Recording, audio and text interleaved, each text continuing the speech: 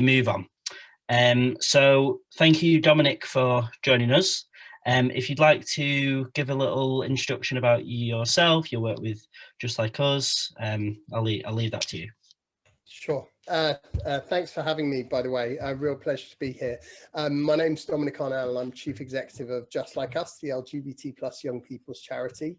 And we run a number of programs basically aimed at making predominantly schools, but other environments as well, safe, happy, productive places for LGBT plus young people. Amazing. And we'll obviously be hearing more about that later. Got some specific questions about the work that JLU do. Ellie, if you want to give yourself a little introduction. Yeah, thank you, Johnny. Yeah,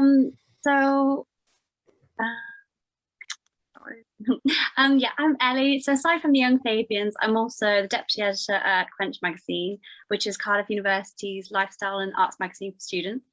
Over the last year at Quench, we've introduced the Spotlight section, which focuses specifically on sex and relationships. And recently, the section has published pieces looking at the lack of LGBT history and role models in schools, and the effect this has on children who are growing up LGBT. And our next Prince magazine, which we published in early May, is centered specifically around LGBT stories and looks at a variety of topics.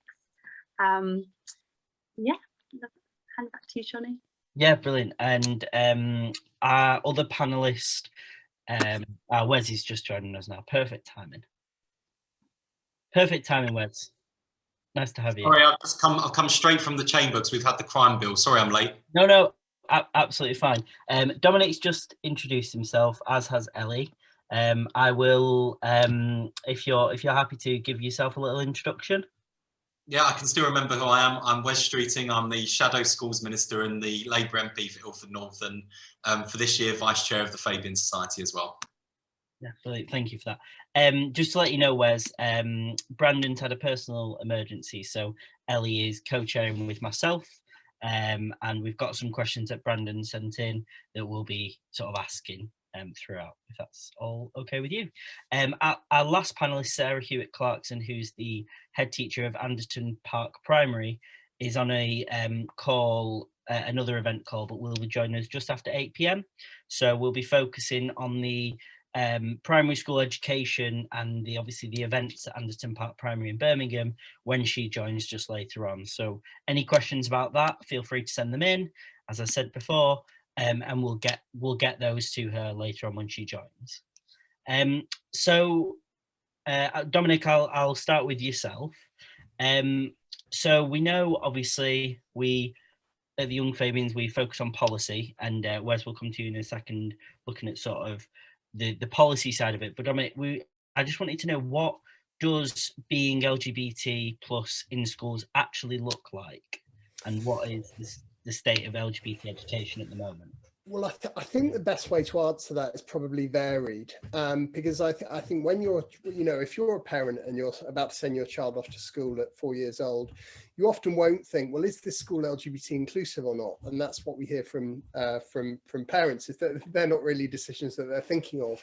But despite that, that decision could have a phenomenal effect on the future for that LGBT plus young person, because we know that we've just done a recent survey. Actually, we put out a piece of research this week that showed that 30% of secondary schools still aren't doing anything at all to support LGBT plus young people.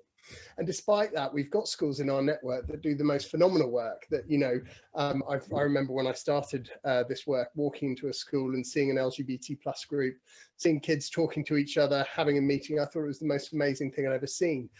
So I think the answer is varied, but it's heavily dependent on what school it is you happen to go to. Yeah. Yeah, no, brilliant. Thank you. And Ellie? Yeah, and so now moving on to think about where we are now and thinking about what policy looks like. Wells, could you tell us what policy currently looks like in the UK regarding LGBT education? Well, it's certainly come a long way, and sort of picking up on the point Dominic made there, I have to say, both as a constituency MP, but also sort of thinking back to my time before I was elected, when I worked for Stonewall, which was a sort of good sort of 10 years, I suppose, ago now. Even then, I was just stunned at how far the landscape had changed in schools. And I mean, to put a bit of context on it, I mean, in my borough, which is, you know, Outer London Borough, Essex border, very diverse in all sorts of respects, ethnicity, religion. One of our secondary schools takes a lead for organising a borough-wide conference for students and young people centred around LGBT inclusion. And you get young people there who are LGBT themselves and other pupils who've chosen to go along to be good allies and because they're passionate about campaigning for equality. And it's incredibly inspiring when you think back to, I was about to say when you think back, but being young Fabians, when I think back to when I was growing up in the 1980s and 90s at school, I mean, this was just alien. And of course, Section 28 was in force for, I think, pretty much my entire time throughout sort of formal education. And it's hard to overstate the impact it had as a sort of chilling effect on teachers' ability to educate young people about LGBT issues, to take a really firm stance against prejudice-based bullying on LGBT issues. I mean, one of my friends was brave enough to tell some of us that he was gay when he was at secondary school, but he really was the exception. Of course, now there are far more children who are and young people who feel able to be openly themselves at school, which I think, you know, for those of us who you know, are LGBT, we all understand how much time, effort, and energy goes into pretending to be someone else, and pretending to be someone else to other people. And often in the early stages, pretending to be someone else to yourself because you're worried about the reactions and whether you'll fit in and what will my family think, what will my future look like, what will my, what will my church or mosque or synagogue or temple think. As someone who's Christian, that was a really big factor for me.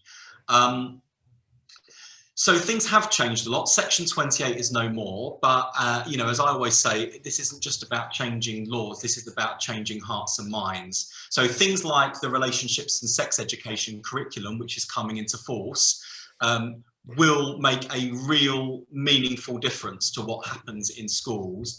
But as Dominic says, it can be patchy and inconsistent. And we've got to make sure that all children, wherever they're living, wherever they're studying, are brought up to value inclusion, to treat other people with respect, to celebrate difference, and to make sure that those children that are growing up LGBT or T feel that they're welcome and included in schools, and they're able to be the very best that they can be because they're able to be themselves. People do perform better when they can be themselves, and there's loads of evidence about the impact of tackling prejudice-based bullying and promoting inclusion on attainment and pupil outcomes. I'm afraid, look, this is where I'm afraid, having sort of painted a very positive picture, sort of we have to just face up to some of the reverse, which is that although it's improved, nearly half of all LGBT pupils are bullied for being LGBT in Britain's schools.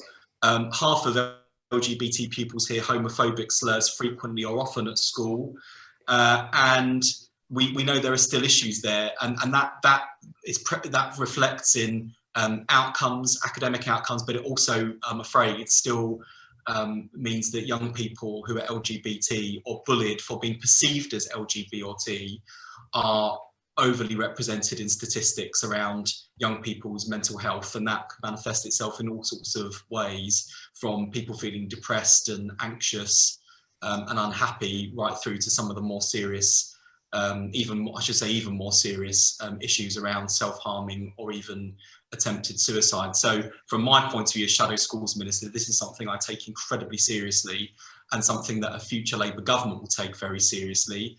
And I have to say, something that on some days I'm convinced the government is taking seriously, and on other days I'm really worried are not taking seriously. And again, it can't be the case that whether or not this is being taken seriously is dependent on whether we've got the right person in the right job in government, or the right person at the front of the classroom, or the right person leading a school. This has to be a universal, positive, inclusive experience for all children and young people. Brilliant, thank you for that. You actually referenced some of the things we were just going to move on to. So I think some of the statistics there are obviously extremely harrowing, especially I think a lot of the stuff around mental health. And Dominic, I just wanted to ask you, obviously JLU are a fairly young organisation in comparison to a larger organisation like Stonewall. So could you give a little overview of why JLU were created, what goals you had or JLU had when they were created, and why do you think as Chief Executive of JLU it really matters that you exist?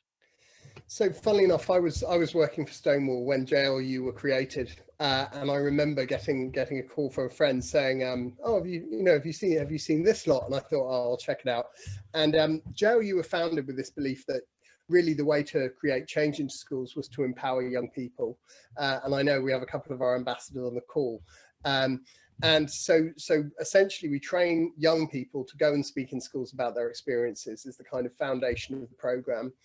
And when I sort of looked at this, I thought, right, so it's School Talks. But what it really is it's a program that reaches all the way from primary school, where we ask schools to get involved in School Diversity Week each year. And this year we obviously had to move it online and still got schools representing 1.97 million young people, which was a fantastic result. And then through to setting up pride groups when they're in secondary school. So this is setting up LGBT groups and ally groups with their friends. And then when they leave school, they're welcome to join our ambassador program and speak to groups of young people. So it's kind of designed to have student focused, student empowered approaches throughout your kind of journey at school and beyond. And I think that the way that I used to see this work is around the sort of structures. And I came to believe that actually what we really need is having young people in school that are empowered to speak up and have their voices heard. Because I've been, working in LGBT education a long time, but it's probably a few years since I was at school now. So it's always helpful to listen to people who are really living that reality right now. Yeah, no, brilliant. Thank you for that. This is a question for either of you to answer. Do you think that it is solely the responsibility of schools for LGBT education? Obviously, both of you are going to have a slightly biased skew with work, both in schools, both as the Shadow Minister for Schools and obviously through JLU. But I'm just interested to know if what sort of responsibility you think maybe the family has, or as Wes mentioned before, the sort of religion has on that. Feel free. Well, I mean, from my point of view, schools have I would say, a main responsibility. Of course, families hold a role. I think, as with the socialization of any young person, there's lots and lots of different stakeholders, all of which hold a really important role. And I hope all of which would see their main responsibility actually as well-being. But school is a place where a young person spends the majority of their week, certainly the majority of their waking week. So of course, in my view, they do hold a responsibility to ensure first and foremost that that young person has an experience that isn't damaging and harmful to them. And secondly, has an experience that will prepare them for life in modern Britain. And life in modern Britain has LGBT people. So I think I would say, I'm always nervous about the word solely, but I would say certainly the main responsibility for LGBT education. And Wes? Look, as politicians, I think there are a couple of areas where we don't like to tread. One is into people's homes, and one is into people's places of worship, and we have to tread carefully when it comes to sort of any sense of the state dictating how families should run their own homes, and how priests and pastors and rabbis and imams should run their places of worship. And there are good reasons for that in terms of, sort of fundamental principles around overreach of the state. And of course, there are of course areas where for reasons of safeguarding children and young people, we absolutely do sort of make provisions and expectations, particularly around children's safeguarding and welfare. I think this is one where, you know, sort of falls firmly into the changing hearts and minds space. And I think that this is a challenge that goes way beyond politicians, and is why organisations like Just Like Us, but so many others are really, really important. Because, you know,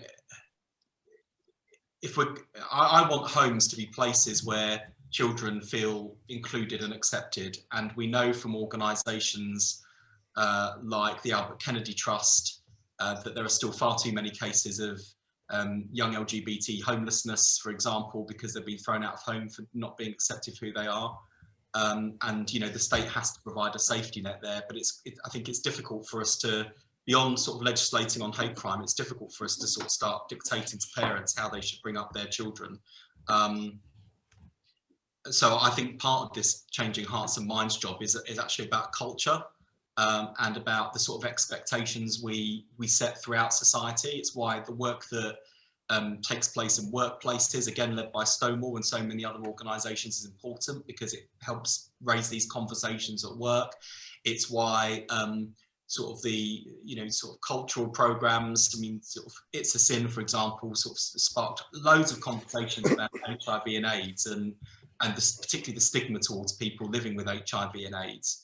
So I wouldn't understate the importance of that too, and the importance of diversity on our screens, telling LGBT stories, and also not just the stories. I mean, Ruth Hunt, who's now a crossbench peer and was the chief exec of Stonewall, at one time my boss. I can't remember exactly how she puts it, so I won't quote her exactly because I'll do it injustice, but she does complain about the number of lesbians on TV that turned out to be murderers or serial killers. So it'd be really nice if there were just some sort of normal depictions of lesbians on our television who don't sort of have sort of gruesome endings. So I think there are still some challenges around that, and I think we want to showcase the diversity of the LGBT community in all of its beauty and all of its brilliance, from, you know, sort of camp and femme sort of people right through to you know, others who would confound stereotypes. So I think that's really important too. Places of worship is a live issue, because obviously we're calling for a ban on conversion therapy at the moment, and you may have seen today the Evangelical Alliance have put out a sort of a letter to the government, which, as far as I can see, you know, they're basically concerned that a law will come in that stops conversion therapy being conducted by people who are doing it under religious auspices. And you know, again, you know, going back to the debate we had on equal marriage, we pointedly didn't force religious premises to conduct equal marriages, because we understood that it wasn't really the state for the state to legislate, and we believe in freedom of religious expression. But that does not extend to people portraying themselves as a service that is able to convert people from being themselves to being someone else. What does happen, I'm afraid, in too many cases, is people trying desperately hard to be someone else, and often ending with really serious and often lasting damage to their mental health and well-being, and sometimes the most tragic outcomes too. And you know, I have to say, as a Christian, you know, I think it's partly the responsibility of those of us who are of faith to have this row within our faith communities, and to start dealing some home truths, which isn't just about the consequence of these people's actions on the lived experience of LGBT people. It's also about reminding them to stick to the gospel that they signed up to, which is a message of love and inclusion. I mean, the way that some people behave to people because they are different, you know, you won't find Jesus behaving like that in the New Testament. I mean, he was hanging out with prostitutes and all sorts of people in the New Testament. So I don't think that, you know, for me, the fundamental message of Christianity is one of love and inclusion, respecting others, leaving judgment to God. It's not for us to judge each other. We're all fallible human beings. And as I, you know, when I'm asked when I visit schools, you know, so, you know, were you born gay, or did you choose to be gay, or when did you realize you were gay? You know, all I don't know what the kind of the fundamental scientific answer is on nature and nurture. All I do know is that I tried desperately hard to be someone else and not to be gay for many years, until my second year at university. And I felt liberated when I finally accepted who I was. And I genuinely believe that I have been made this way. It is just who I am. And we're all created in God's image. And you know, so deal with it is sort of my message to the Evangelical Alliance as a sort of fellow Bible basher rather than as a politician.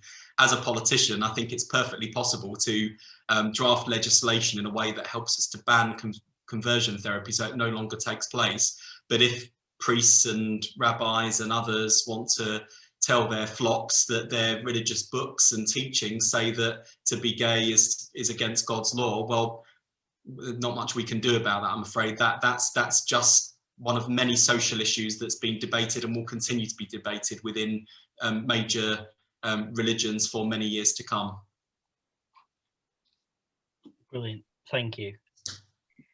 Lovely, thanks. So thinking more back about where we want to go next and thinking specifically about schools. So the introduction of compulsory RSE and obviously JLU work with children from year 7 to 9. What about primary schools? Did JLU see themselves expanding to primary schools? Because absolutely. So we do have some work in primary schools at the moment. So School Diversity Week, for example, has a few primary facing options, but we don't do as much as I think we should. And I think actually a lot of LGBT organisations don't. And sometimes I think that was a wonderful way you asked the question. Sometimes I'm asked, should we do LGBT inclusion in primary schools? And, you know, why should we not? I think that there's been a connection with LGBT inclusion in secondary schools that for me is really unhelpful, because I think it puts LGBT people in a sex education box rather than in a people box, in a, you know, different kinds of people in the world.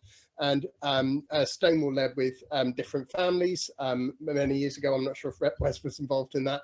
And it was a fantastic piece of work. And I think that we would really like to continue in that vein by developing really primary aimed work. So rather than having a secondary program that you kind of changed a bit for primary, as lots of people have done in the past, we're going to be launching a primary facing piece of work within the next year.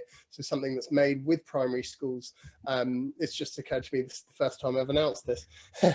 And really takes on board the views of primary teachers and gives them what they need to show diversity in a way that feels really, really age appropriate and is really suitable for their audience. Because every primary teacher I speak to, they always tell me they've got at least one set of same-sex parents within the school. Now, why should that young person go to that school and not see anything of people that represent them and what their family looks like? I really do believe it's wrong.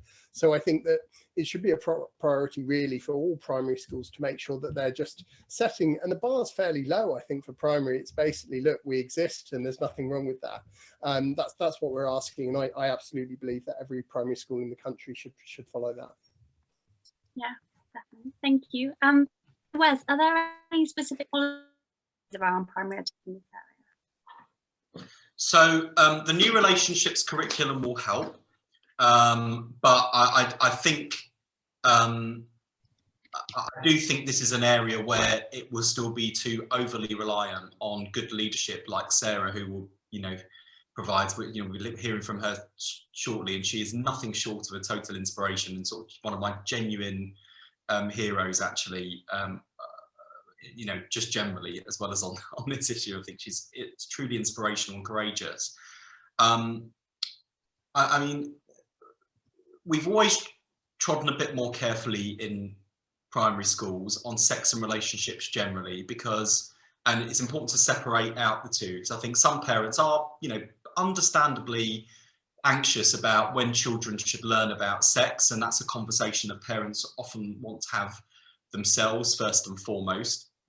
So the work that I think we anticipate taking place in primary school is more centered around relationships. And as Dominic says, you know, that there are children who are turning up at school with 2 mums and 2 dads, or who have LGBT relatives, and they should not feel that their families are lesser or you know, fair game for persecution or bigotry or discriminatory language. We know that these issues are a challenge in primary schools. In fact, I think the last teachers survey that Stonewall did found that around half of primary school teachers say that pupils at their school have experienced homophobic bullying or name calling. This is in primary school. So, you know, the idea that kids have never heard the word gay is not kind of reflecting very well there. And in fact, 7 in 10 primary school teachers hear pupils use expressions like "that's so gay." There is still a lot of concern among primary teachers about whether or not they're able to teach LGBT issues, and some staff have even heard negative language from other school staff. And we've got to remember that, you know, the workplace also has to be safe for LGBT staff, a point that the education unions make very well. So I hope that all schools in their relationships education will talk about different families. This can be difficult, by the way, and in a borough that's as religious as mine, I am having these sorts of conversations with parents a lot. You know, and there's a vocal lobby in my borough, as there are in other communities, that sort of urge me to vote against SRE regulations and warn me about the terrible LGBT lobby in organisations like Stonewall. And I thought, you really ought to do some research before you write to your MP. But they wrote to me in, you know, in good faith with the sort of the beliefs that they hold. But the point that I sort of make to parents, particularly where they've got objections on religious grounds, is the message about different families and the diversity of our country is one that encompasses all forms of diversity. And at a time when we know that kids, and in fact wider society, we're seeing a rise in prejudice and hate crime directed towards Muslims and Jews in terms of Islamophobia and anti-Semitism, loads of conversations around race and racism, particularly in light of the murder of George Floyd. We've got to recognise that we don't all have to be the same or believe the same things to respect one another. And it's not about tolerating, by the way. I hate it when people say, oh, you know, we must teach tolerance in schools. I don't want to be tolerated. You know, when I was a kid, I used to tolerate Brussels sprouts. You know, I didn't like them. I kind of tolerate it. So I don't particularly want to be tolerated as a person. I would like to be respected. And, you know, I can live with the fact that there will be people who, with very sincere, deep religious conviction, will never believe that who I am is acceptable in God's eyes. I can live with their disappointment.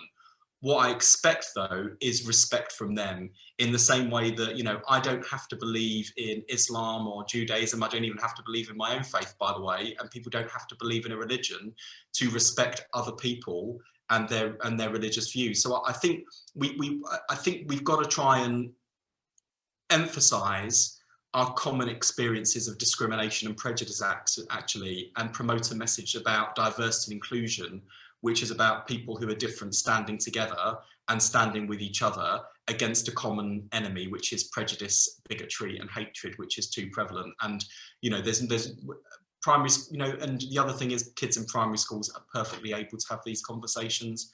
They are much more attuned to life than most people give them credit for. And again, as I often say to parents in the context of sex education in secondary schools in particular, do you want your children to hear about this from you and from qualified teachers in the safe space of a classroom, or would you rather they heard about it from the internet, from their friends, often inaccurate sources, and I'm afraid increasingly free and easy access to pornography of a kind which actually does not, you know, lead children towards positive relationships and positive behaviours towards other people, particularly in terms of, you know, the issues we've got around misogyny, hate crime and attitudes towards women and girls, and the sorts of harassment that they're experiencing every day, which of course is sadly, for all the wrong reasons, very topical right now. Yeah, no, thank you for that. I'm gonna Wes, I know you touched on it a little bit there, but the sort of the $1 million question, when, you know, hopefully when there is a Labour government, what policies would you like to see introduced? What policies as sort of Shadow Minister for Schools you're kind of proposing at the moment? Just sort of want to hear that side of it. Yeah, so we're some way out from a general election at the moment, but as you can imagine, I've got some ideas up my sleeve. In fact, back at the 2015 election, I actually wrote the sort of the manifesto that Tristram Hunt commissioned as Shadow Education Secretary on LGBT inclusive education. I think there's actually a lot that can be done actually through ministerial guidance, not even by changing the law. And, you know, I think there are quite a few coulds that are still knocking around the ministerial guidance that ought to become shoulds. And I hope that as the, you know, SRE curriculum beds in, that we can actually change those coulds to shoulds with actually relatively little oppositions. I think people will be more familiar with what's being taught, what's being said, and how it's working and why that's important. I think this is also about resourcing. You know, this is part of my sort of depression about the state of the Conservative Party. I thought we'd actually got to a point where sort of the dividing lines between Labour and the Tories on LGBT issues was just kind of gradually becoming sort of narrower and narrower and confined to a smaller range of issues. And when the Tories, I think it was Nicky Morgan, when she was Education Secretary, put quite a lot of funding in place for LGBT initiatives to tackle prejudice-based bullying and to sort of improve outcomes in schools.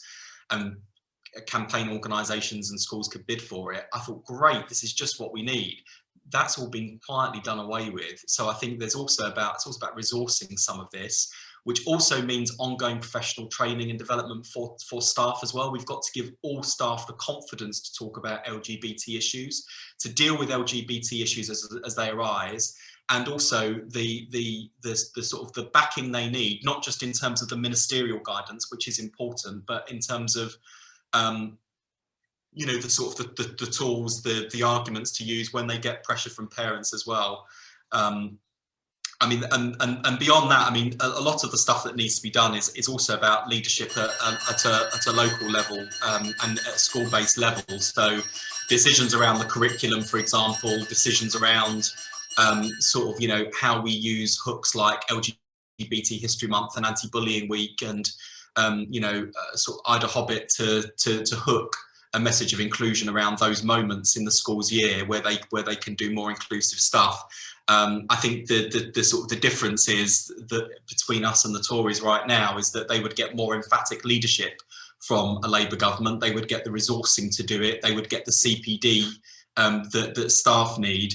And also in terms of those arguments between head teachers and parents that I'm afraid is happening still far too often, head teachers will be able to hold up a document from the minister that says, I'm afraid the school has to do this, rather than what's happening at the moment, which is we've been asked very nicely if we might consider doing this, and we've got to have a conversation with you about it, apparently.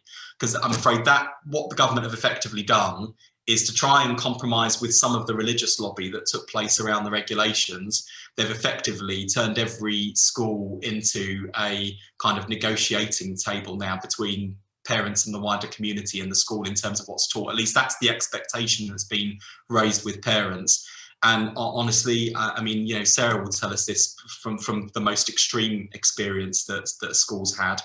But, you know, even during the pandemic, you know, head teachers have got, particularly during a pandemic, head teachers have got so much on their plate. The last thing I expect them to do is to have arguments on behalf of the government about the policy of the land. That's our job. I would much rather those teachers, you know, those people that are going to the head teacher and giving them grief came and gave me grief as the constituency MP, because we make the policy, the schools are having to follow it. But at the moment, the wording of the guidance gives parents the impression that they get to veto the curriculum, or that somehow schools need to kind of negotiate what's taught in the way that they never would for English, maths or science. And, you know, this has got to be a universal offer from a children's safeguarding perspective as well as anything else. Lovely. Thank you. So Dominic, could you tell us a bit about what work JLU do to promote LGBT rights beyond the kind of PSHE lessons and RSE that we're seeing as well? Close. Yes, so we've just published, I don't know if you've seen some research this week looking into the effects of lockdown and coronavirus on LGBT young people, which was kind of a funny thing to approach, because obviously the last year has been incredibly difficult for everybody. We did find from our experience that LGBT young people particularly often rely on networks that sit outside of the family home. So to be confined to your family home and told, right, you can't leave this space perhaps when you're not out, is a bit of a worry for us.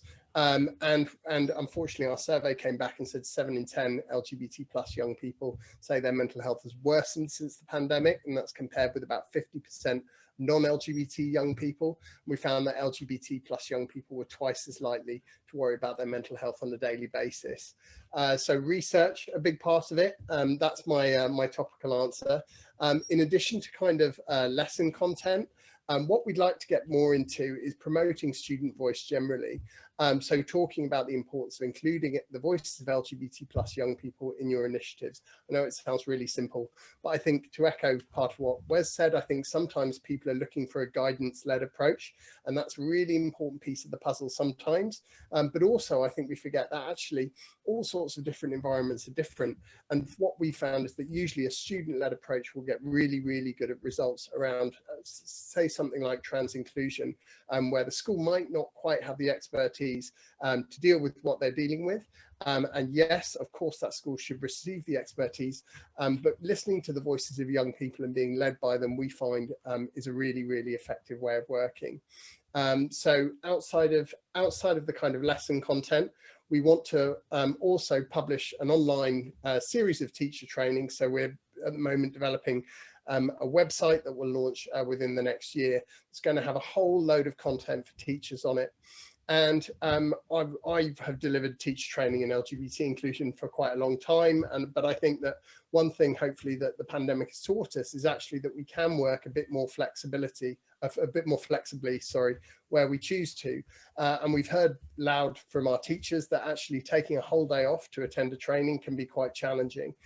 So what we want to do is publish a whole load of training resources online, so teachers can do bite-sized sessions before they start, or just on their breaks if they want to catch up with sessions that matter to them. So for example, if you were really concerned about dealing with LGBT inclusion in a faith context, you could just read something and hear from people that have done it really, really well, just in a bite-sized format. If you were concerned about bullying and homophobic language, you could do a quick module that kind of took you up to speed on that. That had everything you needed, from government guidance to case studies of where other people have done it well to where to go if you need a bit more help after. So that's kind of our big projects that we're working on at the moment. But yes, if there's anything you think we should be doing, that's the trouble with championing youth voice. You have to listen to people and implement what they say. So please do come to me and let me know. Brilliant, thank you. We've just got a couple of questions in the chat. Two of which actually kind of coincide with each other.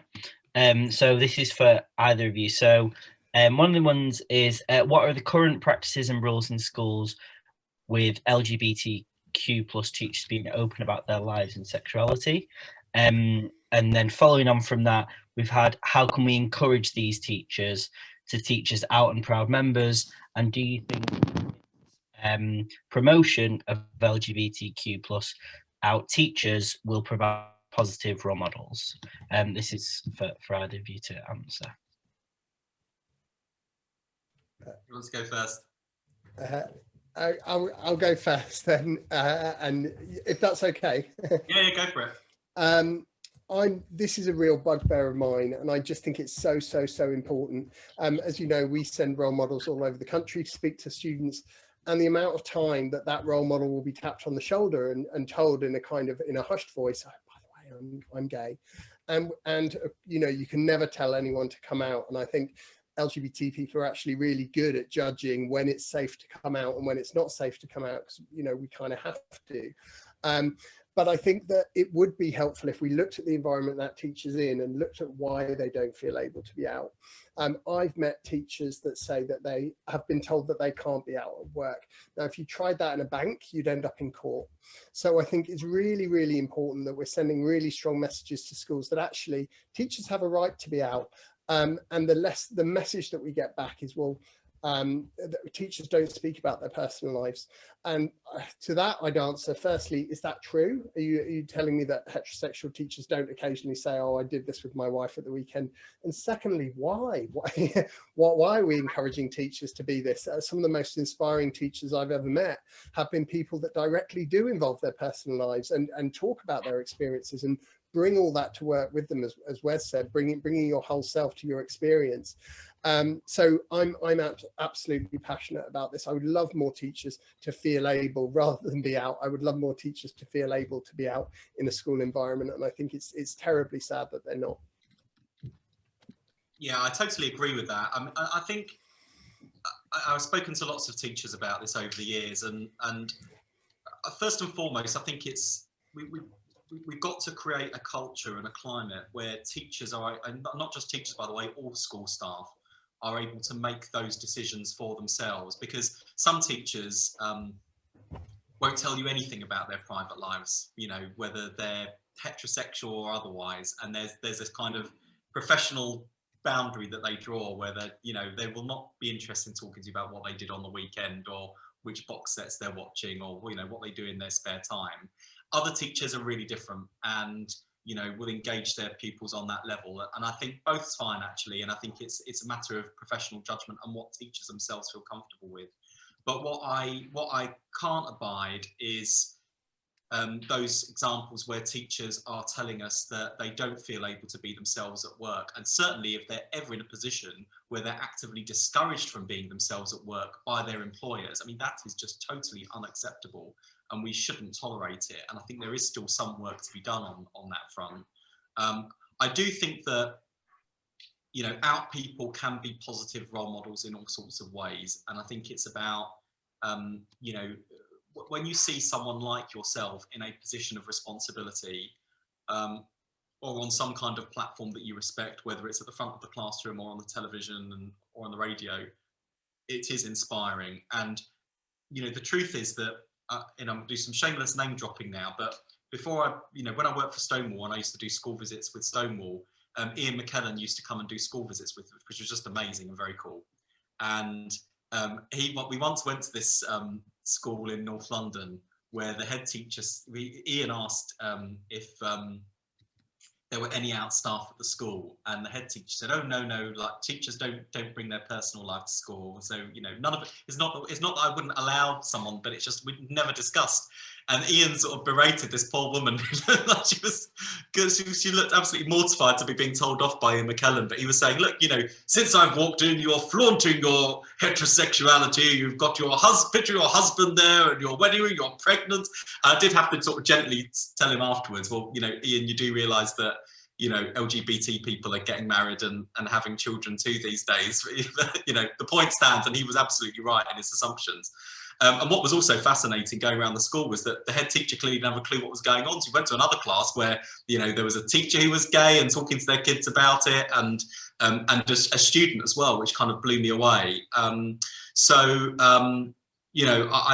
think that there's a lot of work still to be done on making sure that staff can be themselves, and also recognising the powerful role that role models can play. I mean, that's why Just Like Us is great in terms of the work that they do, because they go around and create conversations and opportunities for people to talk, and also to ask questions of someone at the front of the room who's prepared for those questions that maybe they wanted to ask and were afraid to, and that if they turn around to a friend who was LGBT, I don't know about you, but it would feel a bit odd sometimes out of the blue to have someone say, "Also, when did you first, you're sort of being kind of cross-examined on what it means to be gay or trans or bi." So having that someone at the front of the classroom who's able to answer questions in an open and positive way is really, really powerful, and it does leave a lasting impression. And we found when we were going around that, there's one school in Camden we went to where Ian did his assembly, and there were pupils and teachers both kind of all coming out after the assembly, because they'd created that environment in the school where loads of people just kind of casually saying around the classroom, "Yeah, well, I wouldn't care if my friends were gay, or I wouldn't care so suddenly you get that atmosphere where people think, "Oh, the person I was worried about in my class for being homophobic has just said actually they're perfectly fine with it, and they've got a gay uncle or a relative or whatever." So creating those conversations creates the culture in which people feel able to be themselves, and that's why it's so powerful. Thank you. So in relation to what you said about teachers not feeling comfortable always being out, we've had a question about Section 28 and how much this still echoes in schools today. For example, they were asking about the tolerance of homophobic slurs. Dominic, could you tell us a bit about, do you think that the effect of 28 is still lasting now? Absolutely. I mean, I meet teachers, so Section 28 ran until 2003, and people often surprised to hear how recent that feels. But I meet teachers today that don't know if they're allowed or not to talk about LGBT inclusion in schools. And I think that one of the difficulties with Section 28 is that firstly, it wasn't as a law, it wasn't particularly sort of effective, and it was a bit of a shadow. So I believe there was not one single arrest under Section 28, but it was this sort of pernicious environment that it created in schools where teachers didn't really know what they were or weren't allowed to say. And I'm afraid to say that has absolutely continued to this day. Teachers are still really unsure. Even people in quite senior positions in education are unsure of the exact letter of the law, of what they're supposed to do, what they're not supposed to do. And in some cases, I don't really blame them, because it has been quite complicated over a relatively short period of time, and things have changed. But the message that really I'd say to schools now is that Section 28 is absolutely over, and speaking positively about LGBT people across the curriculum for us is the quickest thing you can do to make sure that those students are protected. Thank you. I mean, I would absolutely agree with that in terms of the sort of the lasting chilling effect. I think the other thing as well, though, is even where people might have the right sort of values and mindset, and even realise that Section 28 isn't a thing anymore, it's also about equipping them with the right knowledge and understanding to be able to have conversations in a way that is positive for all those involved, and also giving them the confidence to know that they're saying the right thing. And, you know, I don't mind saying that, you know, even having worked in this space, you know, I'm still learning things all the time. I did a panel discussion at NASUWT recently, one of the major education unions, and one of the panelists was from an intersex organisation. And I learned a huge amount about intersex people during the course of that discussion, how many people there are in the country, some of the discrimination they face, the fact that they're not really recognised in much of the legislation that protects us. And I just thought, us, when I say us, I mean sort of LGBT people. And then, which brings me on to trans as well, where, you know, not only does the law still not provide the same, I guess, the same quality of cover that LGBT people are protected by, you know, I'm still learning things all the time about trans people, and I'm afraid we're having a pretty toxic conversation in politics and wider society at the moment that is born out of a fundamental lack of understanding about trans people and their lived experiences. We would be having a better quality of conversation if the starting point was about, you know, trans people, their childhood, their upbringing, when they first understand or that there's something that's different about them, and what that feels like as a child, and how that then sort of plays out over the course of adolescence and into adulthood, and what we need to do about that. And, you know, when your starting point is about people and their lived experience and the knowledge and research that's out there on these issues, suddenly the conversation you're having on, say, a child safeguarding level is so different to the one that's playing out in the newspapers, and it's starting off from the point of, you know, what do we do to prevent the harm that is currently affecting trans children growing up in our country? And as for, you know, I know sort of straying slightly beyond schools here into sort of, you know, the lived experience of adults, but you know, if we want to talk about trans people and violence and risk and harassment, you know, let's talk about their experiences as victims of those crimes, like, rather than, you know, the newspapers which portray them as sort of, you know, rampant, widespread perpetrators, just nonsensical. So this is where I think education's got such an important and powerful role to play. And, you know, this is going to be quite challenging and difficult, because as we know, we've seen this on, you know, on the sort of fight for equality of all sorts of equality strands over the years, but particularly for us in the LGBT community, and particularly as we saw with gay and lesbian rights before. you know, this is tough sometimes, but ultimately we'll win the argument by making a reasonable evidence-based case and sticking to people's lived experiences, the research, and the fundamental, you know, foundational point, which is we don't want people to be discriminated against for who they are. And once we get that to be the starting point, it opens up completely different approaches to how we tackle some of these challenges. But we still got a long way to go because of the long shadow cast by Section 28. Thank you for that. And you've actually preempted a few questions that we've had in the chat. Sorry, just I'm regarding brief as well. I keep on rabbiting on, so sorry about that. So what happens when no, it's absolutely fine.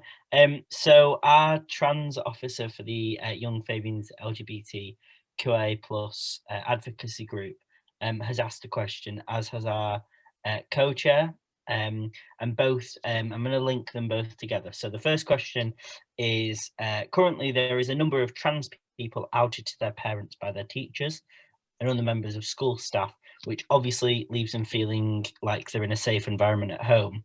How do we reassure teachers that a student being transgender isn't a safeguarding concern? And then linked to that, Holly asked, so obviously we're all cis here on this call. We were trying to get Saba along, who is the he helps run they help run Gender Intelligence, and they're non-binary, to try and provide some representation from that. But we've got a question here about non-binary representation in schools, and how do we work to solve the crisis that is the lack of trans and non-binary representation amongst teachers, to provide those role models that we say are really helpful, obviously having LGBT+ role models. So sort of twofold there, if either of you want to take that. I think so. Firstly, I think it's a really good question, and it's a really important question, because this is still something that comes up, and I think a lot of teachers that wouldn't consider being lesbian, gay, or bisexual a safeguarding issue, for some reason will regard being trans as a safeguarding issue, and that leads to all sorts of difficult outcomes. So, for example, a lot of the time teachers will ask me, do I have to say that my child is trans? And I think in the media there's been a bit of discussion about this, about the idea of teachers somehow withholding information. And what I'd always say is, well, you know, if a child told you in secret that they were gay, would you go back and report that to their parents? And most of the time, all of the time so far, thank goodness, the teacher has said, well, no, that's private information, that's privileged information. Someone's transgender status is absolutely no different whatsoever. I think also when we're talking about trans people in school, it's important to look at what we're talking about,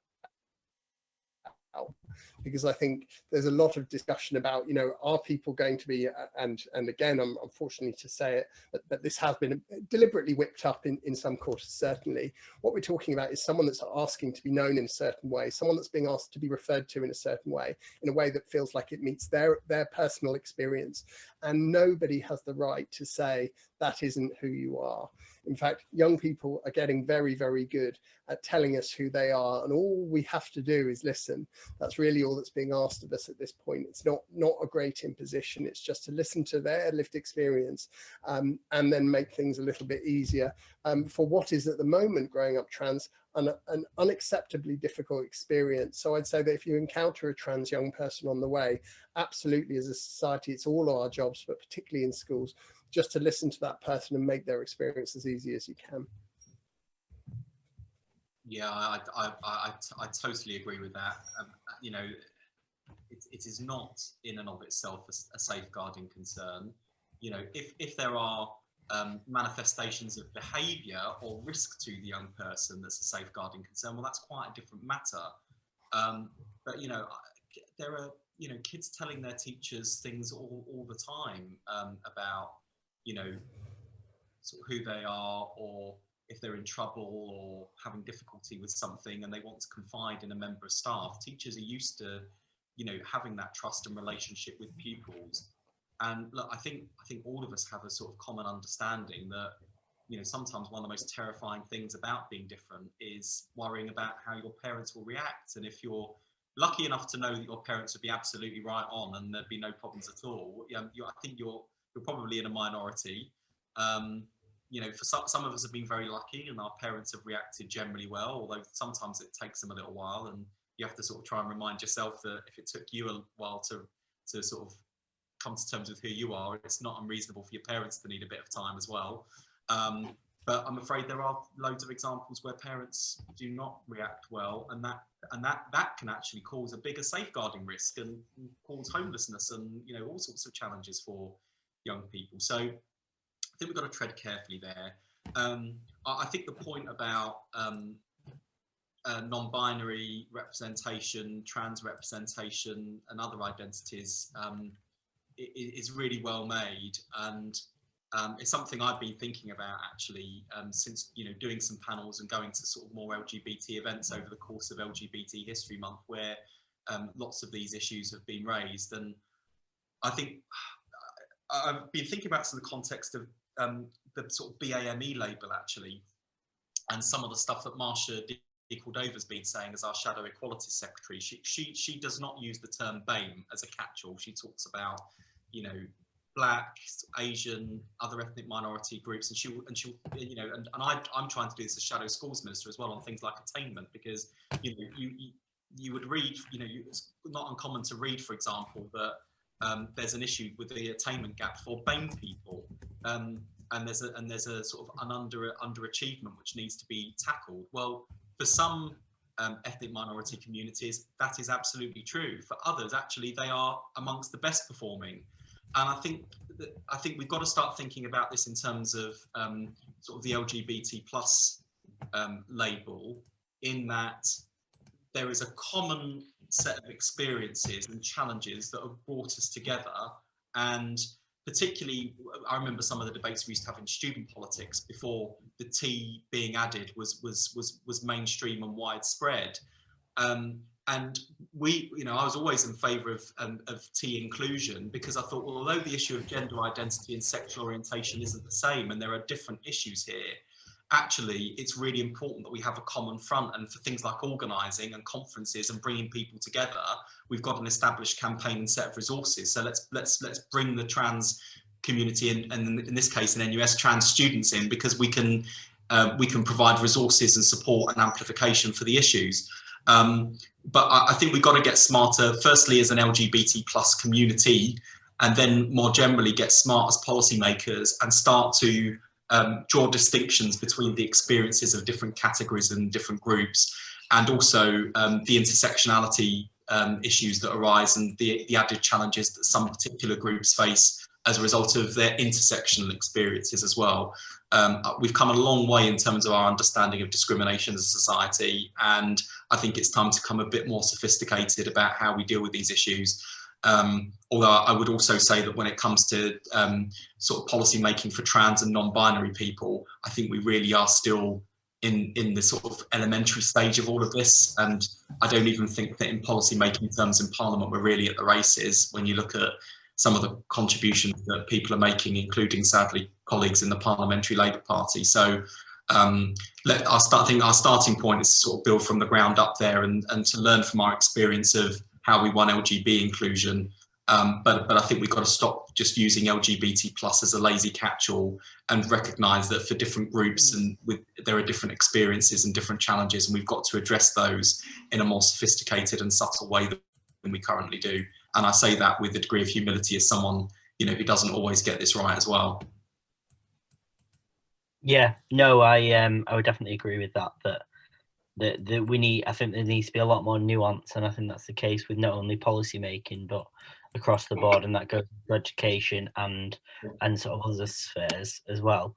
A question, just on this point, to anyone who's an attendee, we had resources provided, as I mentioned before, from Gendered Intelligence. So what I'm going to do is I'm going to pop a network sign up for the Young Fabians link into the chat. If you sign up to the LGBTQIA plus group email, the next email we're sending out is all of the resources which Saba kindly sent to us. So they'll be all sent out in an email. So feel free to sign up to that. Just while we are waiting for Sarah, because I think she's running just slightly late, I wanted to ask you both, whereas you mentioned before about conversion therapy, and you sort of touched on it. What could you give a little brief background around what the obviously it's not specific to education, but what you think the knock-on effect of banning that will be, if there is any, on education and the education sphere? Yeah, well, I think first and foremost, it makes it very clear that we don't believe that it is possible to convert someone from being themselves to being someone else in the way that conversion, sort of so-called conversion therapists describe. And this can have a very damaging impact on people's sort of mental health and well-being. I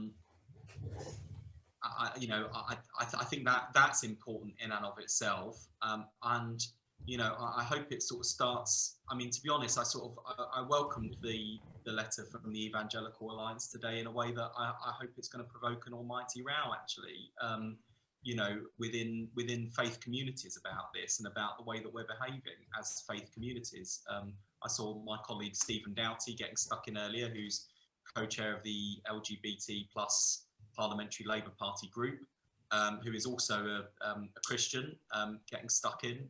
I will be, Ben Bradshaw will be. We're all the sort of the sort of Bible bashing wing of the LGBT plus PLP group.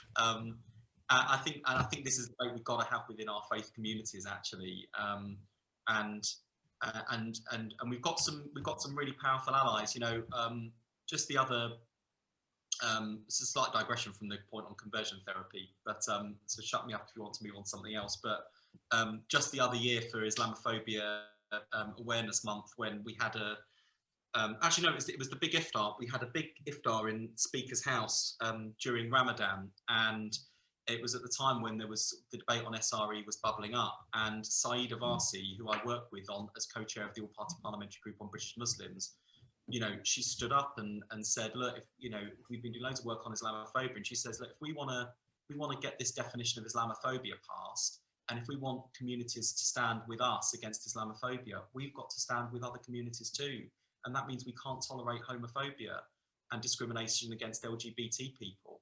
And she sort of pointed to me and said, look, you've got your co-chair here and someone who's fighting for your community. Well, we need to stand with him and his community now. And I thought there was something quite powerful about that.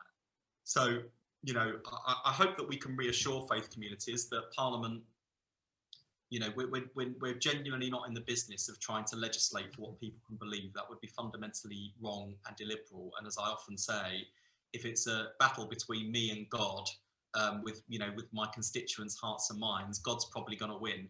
I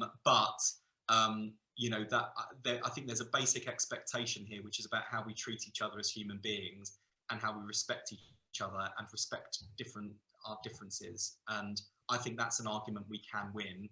And I think with with some of the evangelical Christians that have signed that letter, I think it's about time we had a bit of a reckoning with them within the Christian community about what it is they think conversion therapy achieves and the damage they're inflicting, which I think is antithetical to what we ought to stand for as Christians. Mm. Yes, I mean, oh, sorry. No, Dominic, yeah, go ahead. I mean, perhaps unsurprisingly, I agree. I'm supportive of a ban on conversion therapies. I think many LGBT adults are. The idea of telling someone when they're at a vulnerable point that there is a way even to be something else, I think we've got to think about what position you would need to be in order to consent to such a practice, and what opinion you would have to have of yourself in order to consent to such a practice. And I think that the difficulty with the conversations around conversion therapy is that they're sort of positioned as LGBT plus people versus people of faith. And my experience is that just isn't the case. Firstly, because as Wes has already shown, there are many LGBT plus people for whom faith is an incredibly important part their identity and their selves. And I think secondly, because the majority of faith communities and people from all faith communities that I speak to are not in support of conversion therapy. So I think that's really important to say, is that conversion, I mean, a lot of the people I speak to about conversion therapy don't even realize that it's happening. I was interviewed by this on Talk Radio yesterday, and the first question was, so does this happen in the UK then? And I said, yeah.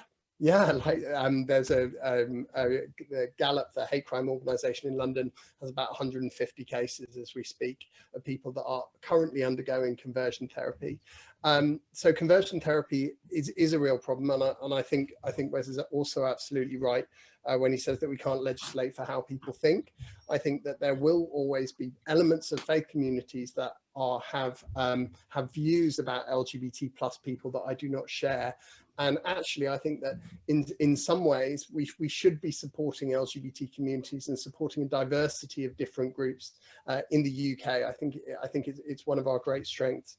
I do think that the practice of conversion therapy is something that's pretty abhorrent. And I think if people knew more about conversion therapy, I suspect that the process to ban it would have happened a lot faster. And it's precisely that it happens in this environment of deep secrecy that means it's still around today. And I think part of the question was about the knock-on with education.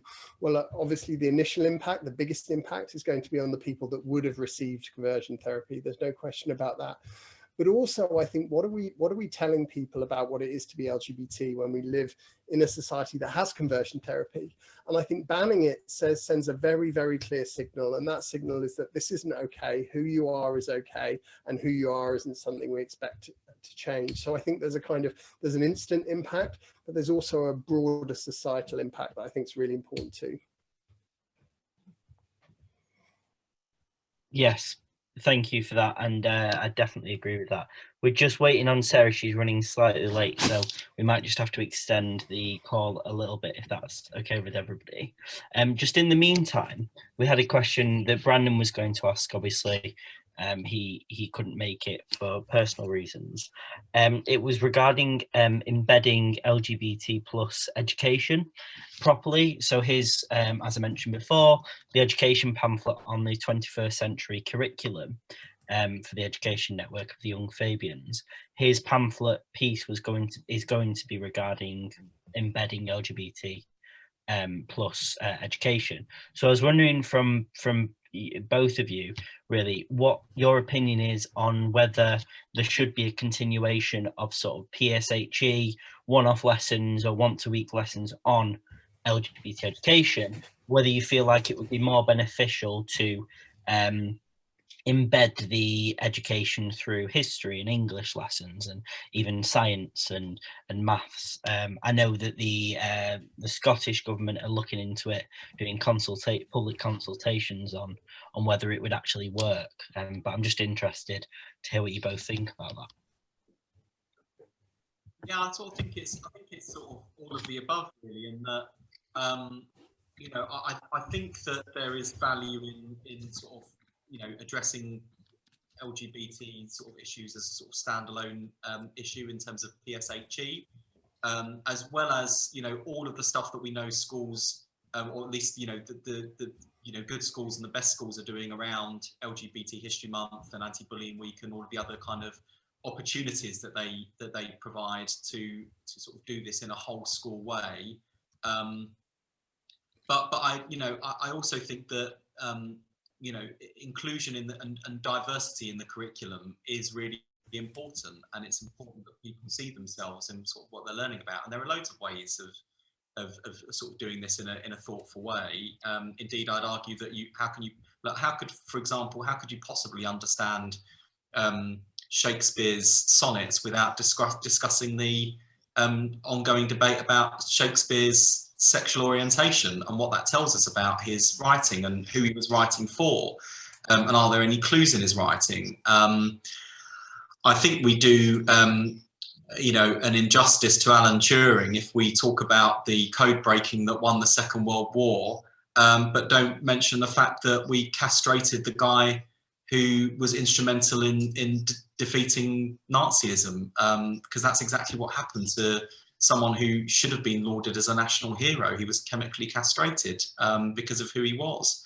I think right through the curriculum, whether it's kind of history or, you know, sort of literature, science, art, of course, and drama, there are so many ways in which you can diversify and have LGBT representation, and of course other forms of diverse representation. And contrary to what the so-called Equalities Minister would have us believe, Kemi Badenoch, who's, you know, increasingly the sort of the Minister for Inequality rather than actual equality. None of this is about sort of rewriting history. It's basically just about telling history as it is and describing life as it is, or describing history as it was. And, you know, someone with a history degree who's very, very proud of the discipline, it drives me up the wall to sort of hear people talking about rewriting of history, when I just think these are just basic facts. The fact it's been erased for years, that was the rewriting of history. And, you know, I've got some good books on historiography to send some of these silly Tories who keep on talking about rewriting history as if history has not been rewritten time and time and time again. This is contested space. But it'd be nice if for once it actually reflected the histories of different peoples rather than just, you know, the white blokes running the show at the top. Yeah, Dominic? Well, I think I'd be remiss if I didn't mention School Diversity Week at this point, but at the end of June, we're publishing a load of resources in every single key stage and every single year to support teachers in implementing LGBT inclusive content all the way across the curriculum. So it's definitely possible. For me, it's absolutely the way to go, to look at the idea that you're utilizing what it is to be LGBT rather than doing, inverted commas, the gay lesson, which I think sometimes is necessary. As Wes said, you know, if you're coming from a place of absolute zero, my experience is that usually students are not coming from a place of absolute zero, and actually that they do really understand what these terms mean, sadly for all the wrong reasons. They've heard them as insults and that sort of thing. So for me, what's needed is you know, is basically, rather than putting LGBT people into lessons as it's described, stop taking us out, I would say. And I remember when I was at school, I learned all about Oscar Wilde to the extent that we visited Reading Jail. I didn't know Oscar Wilde was gay until I left school, which I really think is a bit of a crime, really, because you can't read Oscar Wilde any other way. It's such an integral part of his work and who he was as a person. So, so I think the first job is to start having honest conversations about sexual orientation. And then it's really interesting, in my view, to look at how those conversations how they relate to the past and how they relate to characters and conversations that we know. So yes, absolutely, all the way across the curriculum. The only thing I would say is that sometimes I feel like there's a lot of pressure on schools to do this all themselves. So we're saying, right, we've had section 28 where we said you mustn't talk about this. Now we're saying you must. And what's more, you must thread this all throughout the curriculum, which sounds to me like a monumental task. And all I'd say, I suppose, is that there's organisations like us, there are others too, and I don't mind which one you use, that are here to help. That's really our role. So if you're struggling with this, or if you need a bit of a hand, please put some of the pressure back on us to make sure that we're delivering products that are going to be helpful for you in delivering this to your students. Yeah, brilliant. Thank you for that, Dominic. Sarah, welcome and thanks for joining us. But yep, I will let Ellie. Ellie's got a few questions for you, so I'll. If it's okay with you, I'll let her ask a few questions. Hi Sarah, welcome. So as the head teacher at Anderton Park Primary, can you tell us a bit about your experience of what happened there and what we can learn from it? Oh gosh, how long do we have? Yeah, well, the experience was pretty horrific, as I'm sure you all know, and horrific on so many different levels. And possibly the worst was how a policy that was meant to be brilliant, that was, you know, written by the DFE, which was pretty groundbreaking to start with, turned, it's just certain little aspects, one word here or one word there, turned into an absolute nightmare for schools, and gave some parents false hope that actually they told schools what to do because of one word here or one word there in the policy, and actually left schools in a complete mess with one paragraph in that policy saying one thing: children must learn about different kinds of families, including LGBT families. That seems pretty clear. But in another paragraph saying this is not statutory in primary schools, but we strongly encourage primary schools to do this. Such a mess, and that the mess is what led to the protests outside my school. And you know, we have been massive fans of the Equality Act for the last 10 years and the public sector equality duty. I think that is such a brilliant thing.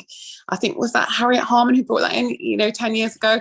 You know, we're public sector workers paid with public money, and of course we should have a legal responsibility to promote all aspects of equality, and that does make us different to home life. You know, there's practically no rules, or oh gosh, I have my mom trying to phone me on my phone now.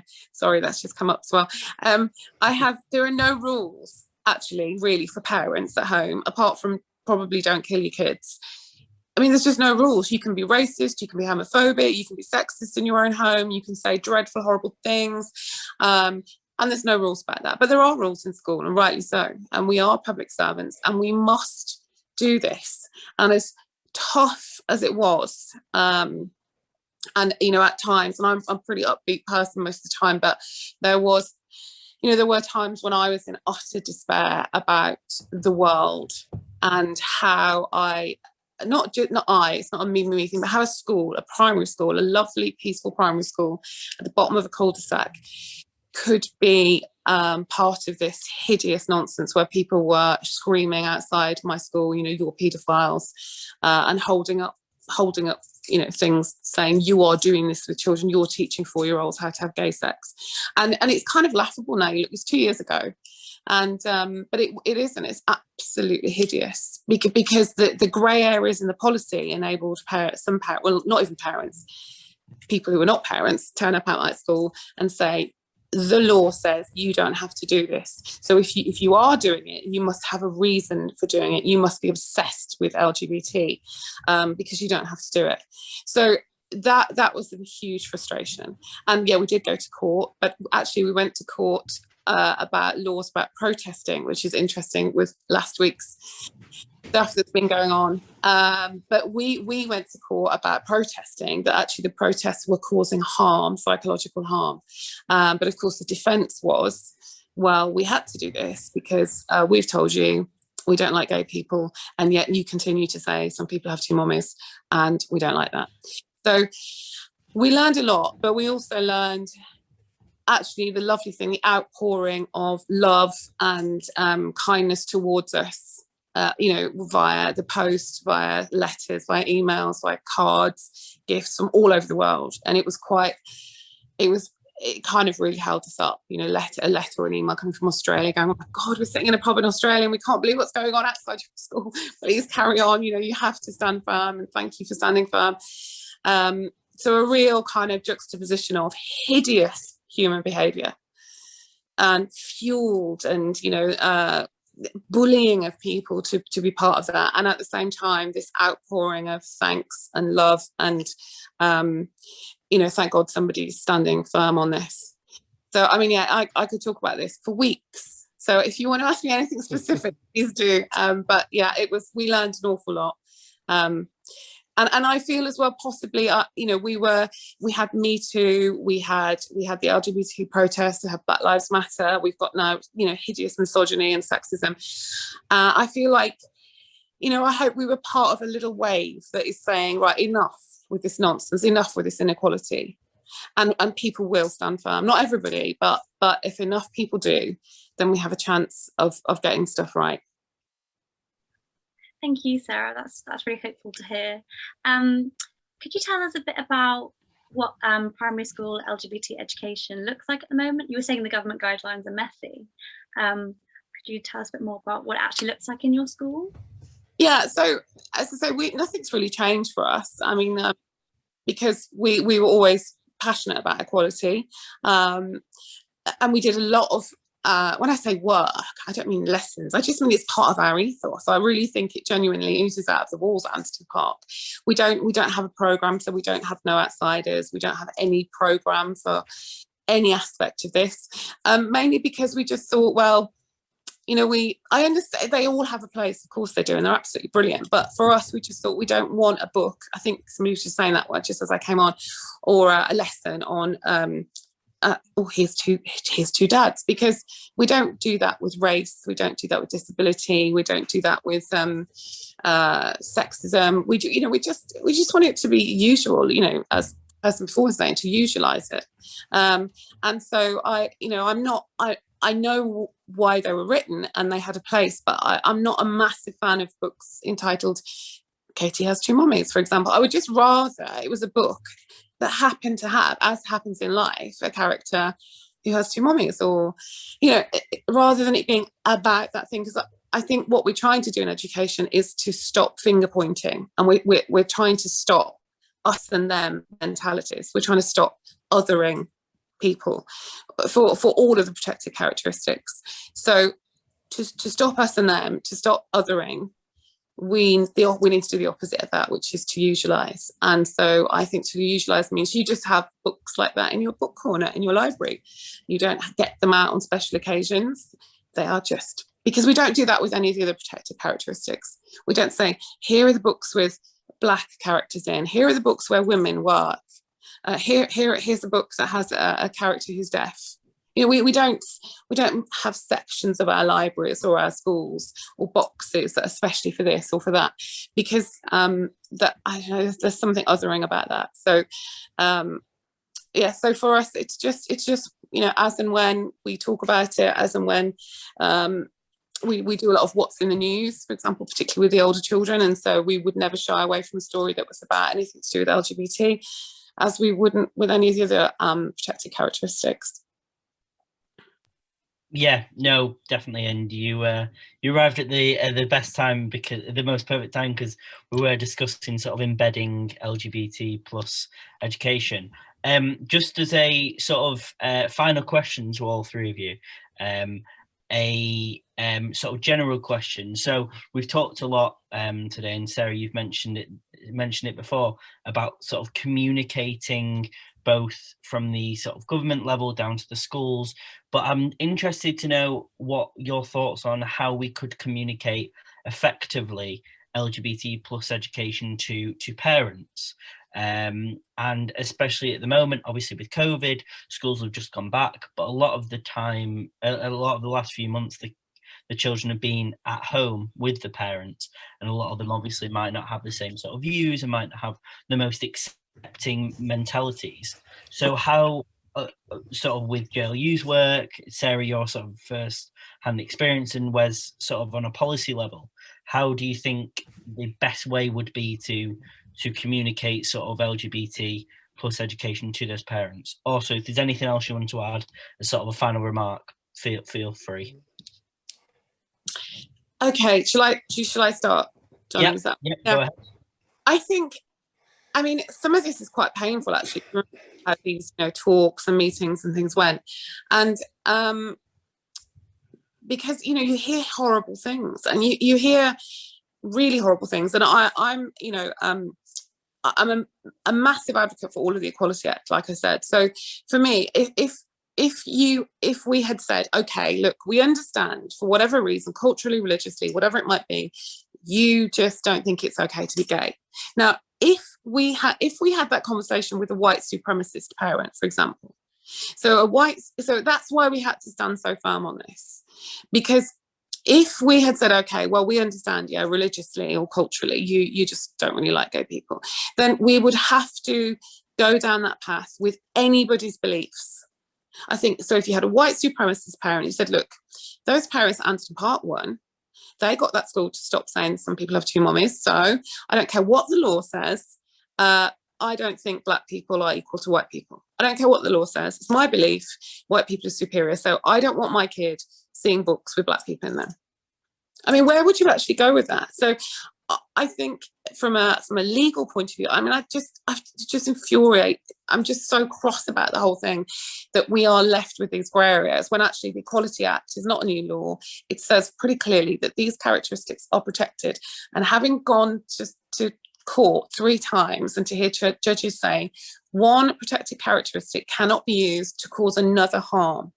So they are equal. But actually, they did cause harm. They caused massive harm, those protests. Homophobic attacks in our area of Birmingham went up 340% in that first month that we had those protests, because they legitimised homophobia. So it is, I kind of talk on this level, on kind of a, you know, a legislative level, about we have laws that have absolutely no impact because actually those characteristics were not protected. I mean, we can go down the, you know, the line of my characteristics as a female are not protected either. But, you know, we have a law that is a bit of an ass because it's not true. So, so I kind of, I get it at that level, but also I do know that when we have chats with our parents, whether it's in a small group or one-to-one, talking is so important, because it actually dispels some of the myths you have in your own head. It dispels some of the biases, conscious or unconscious, that you have. I'll just give you one tiny example. I talked years ago, this was before all of this, with the mom about the book And Tango Makes Three. She said, I don't like that book, Patricia Clarkson. So I said, okay. And I thought, oh, here we go. I know what she's going to say. So I said, just let's go through the book together and tell me what you don't like. She said, I don't like that page. So I said, tell me what you don't like. She said, well, it says they fell in love. I was like, oh, so tell me about that then. She said, well, in our culture, we're told who to marry and we don't fall in love. And I'm worried that my children will think they can choose who they fall in love with. Now, what an important conversation was that for me to have, because I hadn't thought of that. And that is very important for me to understand, because that is a cultural pull, traditional pull. So those conversations are absolutely vital to have, but they are very knife edge for me, because I'm having to listen to things that I think are really horrible and really unlawful, really, but they exist. So they are very difficult, but they are very important to have. So you have to have them, but you have to also listen and shut up and do less talking and more listening. And you know, like a lot of things that you know, talking about things, people do see each other's point of view. And the bottom line is, things, as I said before, things are very different. There are laws at school. There are no laws at home. Schools are not places of worship. We are not telling people how to be better Christians or better Jews or better whatever. They're not a temple, they're not a church, they're a school. And so there will be differences. There will be. And that's just something we've got to go, yeah, of course there is. You know, one of my daughters went to a Catholic school in Birmingham, an all-girls Catholic school. Now, I love the school. It had a beautiful feel to it. Love the head teacher. But I fundamentally disagree with male-only priests in the Catholic Church, you know, but fundamentally it's so abhorrent to me to have, you know, male only anything. So, but I didn't stand outside with a placard saying I am not moving until you have female priests. I just, you know, I can have that conversation in my own house with my own daughter. I can have that conversation with the head teacher if I want, just so she knows how I feel. But there are differences in school and home, and we just really have to acknowledge that things will be different sometimes. We don't expect parents to teach children adverbial clauses. I mean, we might have done actually over the last year. Sorry, I take that back, with home learning, or, you know, how to solve quadratic equations. That's what teachers do. And that, you know, we teach kids how to solve a quadratic equation, and we can teach them about equality. And, you know, then the nuances about the difference between equality, equity, justice, for example. We can teach that stuff, and we're pretty good at it. So acknowledge there will be differences between home and school, and that's okay. Yeah, no, thank you for that. Really appreciate that, and thank you for coming. Obviously, I know you had a prior engagement, so thank you for rushing here afterwards. Dominic, sort of your thoughts on that? Anything else you wanted to sort of add that you haven't spoken about? I think the parent conversation is really interesting, because we say, well, how do we talk to parents, is something I've been asked a lot, and it's something I've grappled with a bit, because when we say parents, we're talking about 30 million people. And for me, we're kind of talking about society. So we're talking about, well, we might have a degree of control over what happens within school, but how can we educate someone outside that's a parent? And for me, it's kind of the same as how you would educate anyone that didn't have an understanding of a topic. I think firstly, difficult as that may be, I think we have to accept that people are in different positions. And I really liked what Sarah said about having to have some of those tough conversations. And I very much see that as my job. So some of the people I talk to are vehemently opposed to what we do as an organization. And I think that having, you know, if I get angry back, I don't think anyone is going to come out of that exchange having benefited in any way. I was not raised in a religious community, and for that reason I always try and listen to those experiences, because actually I have blind spots in that way, and I need to understand where some of this is coming from in order that I can do my job really effectively. I don't run an organisation that aims to support secular schools in the UK.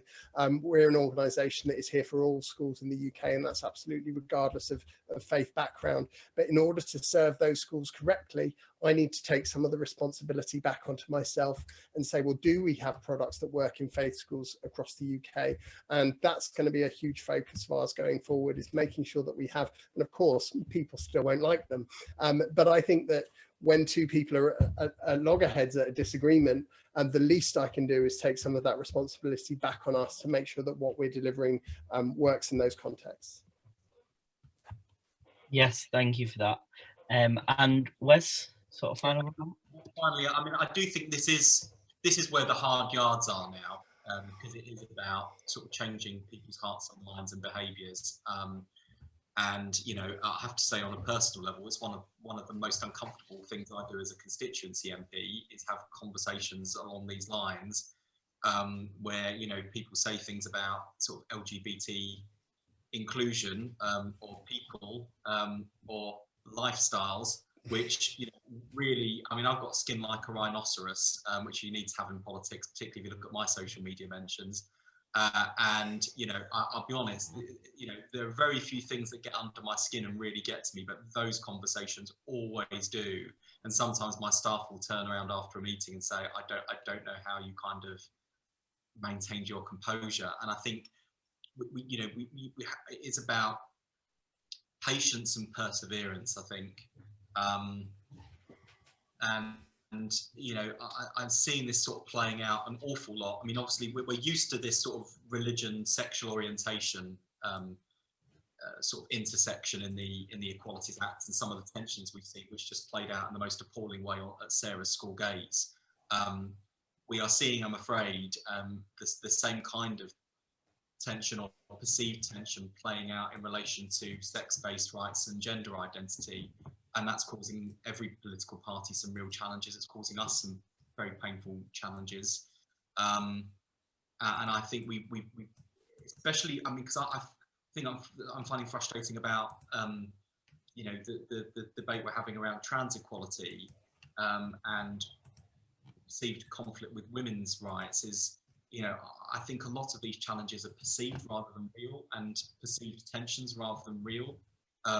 I'm deeply uncomfortable sometimes having these conversations with some of my colleagues as a man. The last thing I want to do is kind of come wading in and be like, now listen, sisters, I've been doing a bit of thinking about your feminism, I've got some advice. But what I have been doing patiently and persistently is trying to have conversations with my colleagues who either publicly, but also some who privately have real misgivings about trans equality and what that means for women-only spaces, trying to have conversations on a one-to-one level, a private level, that give them the chance to outline their concerns and what they're worried about, and what they're anxious about and afraid of, and trying to look at how we deal with that, and whether or not, you know, we can do that in a way where they come away thinking, actually, I've changed my view on that, I've got a different perspective, or whether there's a way of trying to manage and negotiate. It's really difficult. And, you know, not unreasonably, you've got a load of people, whether, you know, sort of LGBT people on SRE or trans people, you know, when it comes to trans equality and non-binary people too, who are saying, hang on a minute, why do I have to be patient? Why do I have to justify who I am? Why do I have to keep on explaining this? Why is who I am subject to debate, and I have to kind of sit there and suck it up? Well, I'm not suggesting that people need to sit there and suck it up, but I'm afraid this process of change, political change, cultural change, is hard, and it is painful, and it's going to be so for some time, but we've just got to keep at it. And as Sarah said, the Equality Act here is our friend, and we need to remember that more than ever, and keep on coming back to these central foundational principles, which is about how we wish to be treated ourselves, and therefore how we must treat other people. And if we stick to some of those fundamental foundational principles, we'll get there. In the meantime, there are difficult and uncomfortable conversations, but ultimately that's how change happens. And some people, including some people in our party, it's going to take a while to get there. There may even be some votes where they're not with us. We saw that on equal marriage. But I genuinely believe that when it comes to the crunch, the Labour Party is in the right place on these issues. The Labour Party will continue to be in the right place on these issues. And I think in the fullness of time, some of those colleagues who aren't with us now will regret being on the wrong side of history in the years to come. But ultimately, we will get there. And I think that's a positive note for me to end on. Yes, that is a nice positive note to end a brilliant event. So I just want to thank Wes Streeting MP Dominic Arnold and Sarah Clarkson for joining us today. And yeah, that's everything. I will stop the live stream.